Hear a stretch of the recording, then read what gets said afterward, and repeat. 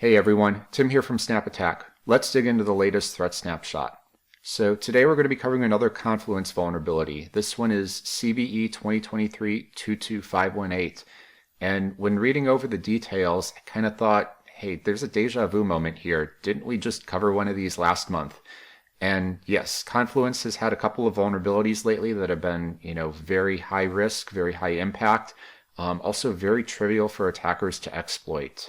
Clearly there are some unauthenticated low-hanging fruit endpoints around that are part of either the setup or backup and restore process, and some administrative endpoints that are very easy for attackers to take advantage of. This here is some recent threat intelligence from Trend Micro. They're talking about how the Cerber ransomware group is using this exploit to deploy their ransomware. And originally this CVE was a little bit lower risk. They thought it was just a data loss issue, but it allows an attacker to reset and create the administrator as part of this process for uploading a backup. And with that backup process, you can put in some malicious code that you want to run as part of this and take over the Confluence server. So, we've seen examples here where, again, this is a, unauthenticated privilege escalation exploit. It gives you remote code execution. On a Windows machine, here is this example that would run a base64 encoded PowerShell, download a stage 2, decode that, and run the ransomware. So you can see a little bit more if you want to see what the Cerber ransomware example looked like. We're actually going to run and recreate this in our lab. You can also find POCs for this on GitHub. This is very trivial. You can see that we've got what it's really doing under the hood is this vulnerability relies on this specific endpoint, and it's got this X-Atlassian-Token no check, which apparently that's all you need to do is to tell it that, don't bother to check this, and it's going to push up, again, this zip file, which is going to be a backup. It's going to upload that, and then you're able to, log in and, basically you've taken over the server. So let's pivot over to Snap Attack. So landing on this vulnerability page, we can see here, again, CVSS score 9.8. This is critical. You can see the timeline when this was published, last updated.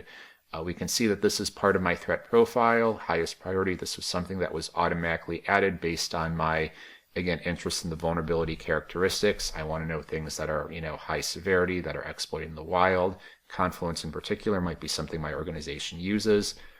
We can see that with the detections and things that we've deployed, we already do have a snap score. So we're, 33%, or whatever covered here.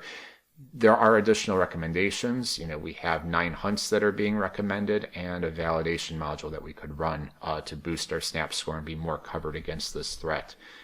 You can see more information about this here, as well as link content in the platform. Again, this information here powered by Mandiant, our partner.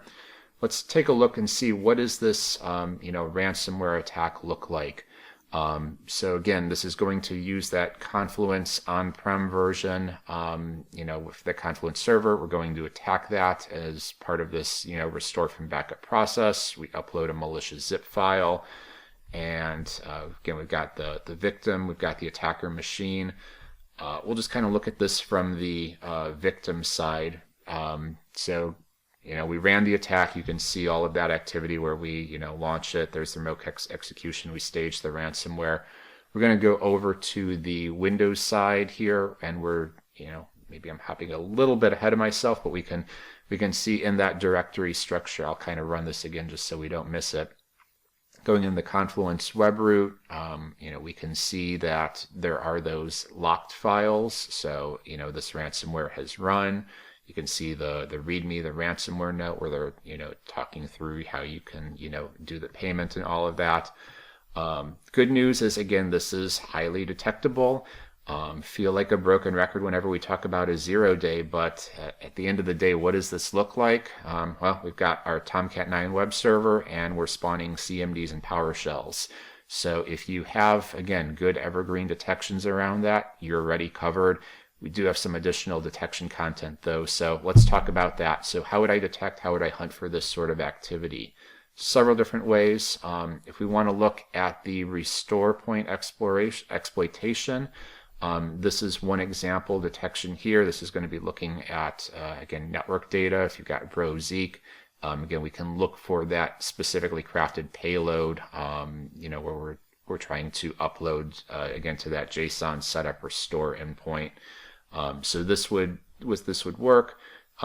There's also, again, similar detections here if you're looking at this from a proxy log standpoint, or maybe you've got, web server application logs. You want to see that setup restore actions, specific status codes. If you have some ability to inspect the data in there, those are other opportunities here too. Another opportunity is looking for some of the follow-on after that, initial exploit. So great, we got code execution. How do we actually do something malicious? So the Cerber PowerShell stager, we can see a little bit more about that and some of the behavior that it's running.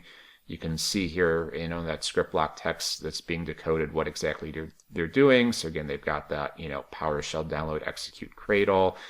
They're installing this as this svc privinit.exe. So this is a detection that you can use to look for, again, basically this download execute cradle. This would be, again, very specific to what we're seeing in the wild from the Cerber ransomware campaign.